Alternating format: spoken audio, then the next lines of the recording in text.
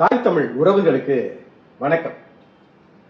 திரைப்பட விமர்சனங்கள், திரை நடிகர் நடிகைகளை, இல்லைனால் ஒரு முக்கியமான அரசியல் தலைவர்களை, இல்லைனா அரசியல் கட்சிகளுடைய விமர்சனங்கள், அவர்களுக்குள் நடக்கக்கூடிய சண்டைகள், இதை மட்டும்தான் இந்த இணையதளங்கள்ல, யூடியூப்ல இதெல்லாம் நம்ம பார்க்குறோம் அப்படின்றது கிடையாது. அதை தாண்டி எவ்வளவோ விஷயங்கள் பொது அறிவாக நாம் தெரிந்து கொள்ள வேண்டியது இந்த உலகத்தில் நிறைய கொட்டி கிடக்குது. அதை பூரா கொண்டு வந்து உங்கள் விழிகளுக்கும் உங்கள் செவிகளுக்கும் கொண்டு வந்து சேர்க்கணும் தான் முத்தமிழ் முரசு அப்படிங்கிற ஒரு தனி வலையொலியை நாம் நடத்திக்கிட்டு இருக்கோம். முத்தமிழ் முரசை சப்ஸ்கிரைப் செய்யுங்கள், முத்தமிழ் முரசை பின்தொடருங்கள், இணைந்திருங்கள். உலகத்தில் நடக்கக்கூடிய உன்னதமான, அதிசயமான, நாம் தெரிந்து கொள்ள வேண்டிய விஷயங்களை கொடுப்பதுதான் முத்தமிழ் முரசினுடைய நோக்கம். அந்த வகையில் இன்றைய இந்த காணொலியில செக்கோஸ்லோவாக்கியா அப்படின்னு ஒரு நாடு நம்ம கேள்விப்பட்டிருப்போம். 1993க்கு முன்னால வரைக்கும் செக்கோஸ்லோவாக்கியா நிறைய நம்ம வரலாறுல படிச்சிருப்போம். உலக நாடுகளை பத்தி படிக்கிறப்ப செக்கோஸ்லோவாக்கியா அப்படிங்கிற வார்த்தை நம்ம பயன்படுத்திப்போம். மத்திய ஐரோப்பிய நாடுகள்ல அது ஒரு நாடா இருக்குது. ஐரோப்பிய நாடுகளுடைய இந்த ஐரோப்பிய கண்டத்துல செக்கோஸ்லோவாக்கியா ஒண்ணு. ஆனா இன்னைக்கு அது செக்கோஸ்லோவாக்கியாவா இல்ல. ஏன் அப்படின்னா ரெண்டா பிரிஞ்சிருச்சு. செக் குடியரசு, செக் ரிபப்ளிக் அப்படின்னும், ஸ்லோவாக்கியா அப்படிங்கிற இன்னொரு நாடும் இரண்டாக பிரிஞ்சிருச்சு. உலகத்துல எத்தனையோ நாடுகள் பிரியுது. ஆனால் இந்த செக் ரிபப்ளிக், ஸ்லோவாக்கியா இத பிரிவினை பத்தி மட்டும் நாம ஏன் சிறப்பா அதை பத்தி பேசணும் அப்படின்னா, உலகத்துல எத்தனையோ நாடுகள், ஒன்னா இருந்த நாடுகள் பிரிஞ்சிருக்குது. பிரிந்த நாடுகள் திரும்பவும் ஒன்னாவும் சேர்ந்து இருக்குது. அந்த வகையில இந்த நாடுகளை ரொம்ப முக்கியமா பார்த்தோம்னா, ஜெர்மனி எடுத்தீங்கன்னா கிழக்கு ஜெர்மனி, மேற்கு ஜெர்மனின்னு பிரிஞ்சிச்சு. கொரியா, வடகொரியா, தென்கொரியான்னு பிரிஞ்சிச்சு. ஏன் இந்தியா பாகிஸ்தான் பிரிஞ்சிச்சு. அப்புறம் பாகிஸ்தான் பங்களாதேஷ் அப்படி ரெண்டா பிரிஞ்சிச்சு. அப்படிதான் சைப்ரஸ், கிழக்கு சைப்ரஸ், வடக்கு சைப்ரஸ் அப்படின்னு மாறிச்சு. ஏமான் அப்படிங்கிறது வடக்கு தெற்கு இப்படின்னு பிரிஞ்சிச்சு. இப்படி பல நாடுகள் இந்த பூமி பந்துல ஒன்றாக இருந்து, ஒன்றாக அரசியல் செய்து, ஒரே பொருளாதாரம், ஒரே நாணயங்களை அச்சிட்டு இருந்த நாடுகள் பிரிந்திருக்கின்றன. ஆனால் அதுல செக்கோஸ்லோவாக்கியாவுக்கு என்ன ஒரு முக்கியத்துவம் அப்படின்னா, அதான் சொல்லுவாங்கல்ல, கத்தியின்றி ரத்தமின்றி யுத்தம் நடந்ததுன்னு சொல்லுவாங்கல்ல, அது மாதிரி எந்த வன்முறையும் இல்லாம, எந்த பிரச்சனையும் இல்லாம, அமைதியான முறையில பேசி தீர்வாகி பிரிந்த நாடு அப்படின்னா இந்த செக் ஸ்லோவாக்கியா, இந்த நாடுகள் தான். இந்த செக்கோஸ்லோவாக்கியோட இந்த பிரிவு தான் மிகப்பெரிய அளவுல உலகத்துல எந்த விதமான அசம்பாவிதங்களும் இல்லாமல் ஒரு டேபிள்ல உட்கார்ந்து நடந்த ஒரு அமைதி பேச்சுவார்த்தையோடு ரெண்டு நாடுகளும் பிரிந்து இன்றைக்கு வரைக்கும் ஜிடிபியில மிகப்பெரிய அளவுல முன்னேற்றத்தோட இருக்குது. இப்படி என்ன இந்த ரெண்டு நாடுகளுக்கு இடையில எதனால இந்த பிரிவினை அப்படின்னா, சிவிக் டெமோக்ராட்டிக் பார்ட்டி அப்படின்னு ஒரு பார்ட்டியும், movement for the democratic Slovakia அப்படிங்கிற பார்ட்டி, ரெண்டு பார்ட்டியா அரசியல்ல இருந்தாங்க. எப்ப? செக்கோஸ்லோவாக்கியா இருந்த போதே. அப்ப இந்த சிவிக் டெமோக்ராட்டிக் பார்ட்டி அப்படிங்கிறத வழி நடத்தினவர், தலைவராக இருந்தது வாக்லாவ் அப்படிங்கிறவர்.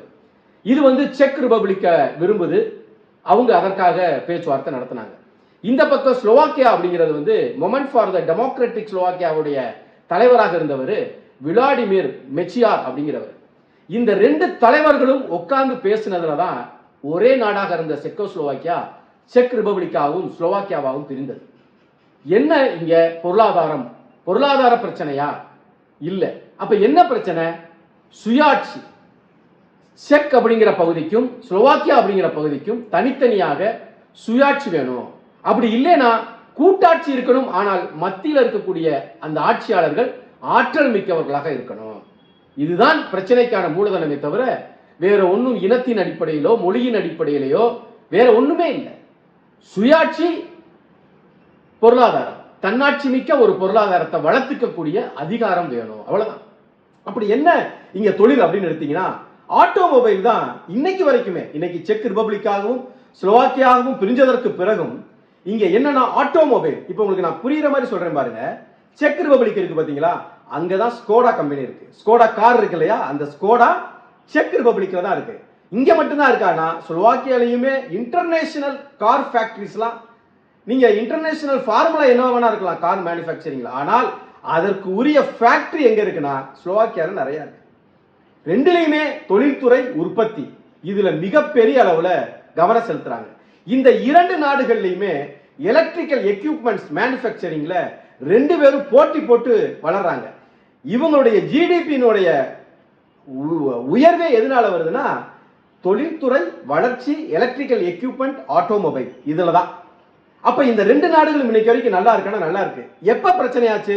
1989ல கம்யூனிஸ்ட் ஆட்சி முடியுது, செக்கோஸ்லோவாக்கியால முடியுது. 1992ல பேச்சுவார்த்தை யாருக்கு?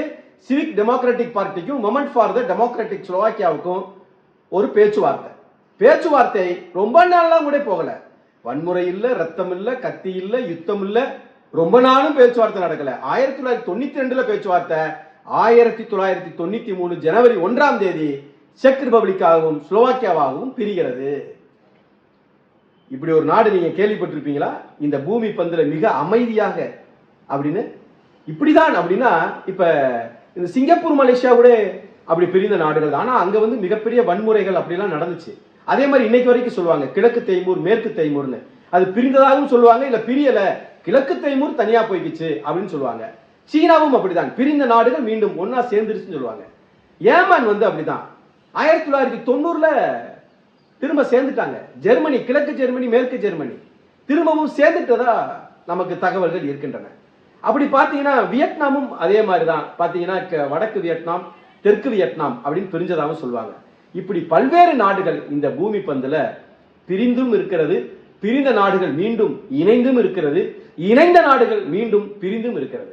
இதுல ரொம்ப முக்கியமான விஷயம், இந்த செக்காவும் ஸ்லோவாக்கியாவும் பிரிகிறத இரண்டு கட்சிகள் அங்கிருந்து அரசியல் தலைவர்கள் விரும்பினாங்க, பிரிச்சுக்கிட்டாங்களே தவிர அந்த மக்களுக்கு அதுல விருப்பம் இல்லை அப்படின்னு தான் இன்றைக்கு வரைக்கும் கருத்து. இந்த செக்கோஸ்லோவாக்கியா செக் ரிபப்ளிக்காகவும் ஸ்லோவாக்கியாவாகவும் பிரிந்தது அப்படிங்கிறத அந்த நாடு இல்ல இந்த உலகமே என்ன சொல்லுதுன்னா வெல்வெட் டைவர்ஸ் அப்படின்னு சொல்லுது.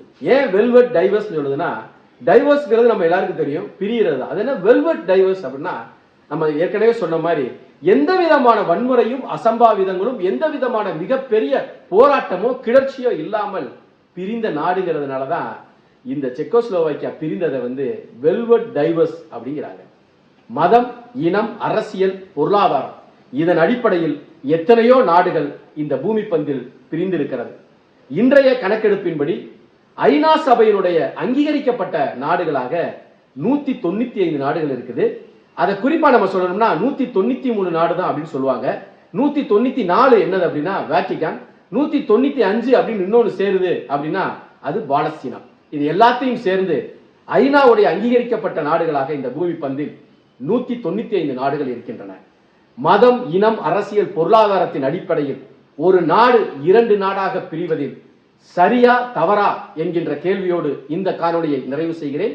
இது போன்ற உலகத்தின் அரசியல் அதிசயங்கள் மற்றும் முக்கிய தகவல்களை நீங்கள் உங்கள் விழிகளுக்கும் உங்கள் செவிகளுக்கும் கொண்டு வந்து சேர்க்க முத்தமிழ் முரசை பின்தொடருங்கள், இணைந்திருங்கள். இது முத்தமிழ் முரசு. நான் உங்கள் அருண்ஜெயசீலன். நன்றி.